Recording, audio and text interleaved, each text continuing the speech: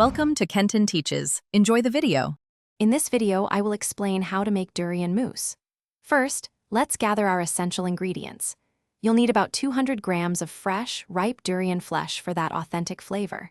Next, prepare 200 milliliters of heavy cream, which should be well chilled for the best whipping results. Don't forget 50 grams of granulated sugar to balance the sweetness, and 5 grams of gelatin powder, bloomed in 30 milliliters of cold water, to set our mousse perfectly. Now, let's prepare our durian puree. Take your fresh durian flesh and mash it thoroughly with a fork, or blend it until it's completely smooth. Next, gently heat your bloomed gelatin until it fully dissolves. Be careful not to let it boil.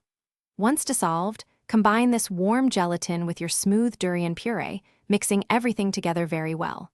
This step ensures a consistent and lump-free base for your delicious mousse.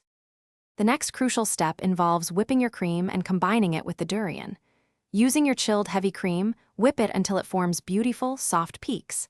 This airy texture is key to a light mousse. Then, very gradually, fold your durian and gelatin mixture into the whipped cream.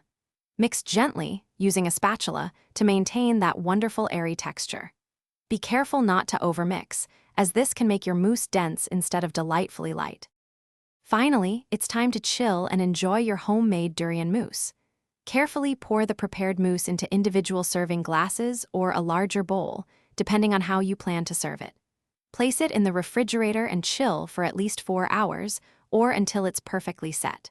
For a little something extra, you might want to check out the link in the description for some amazing deals, including darn tough socks. Before serving, you can garnish your mousse with a few extra durian pieces or a fresh mint leaf for a beautiful presentation. Enjoy your delightful creation. Thanks for watching. Please subscribe if this video was helpful.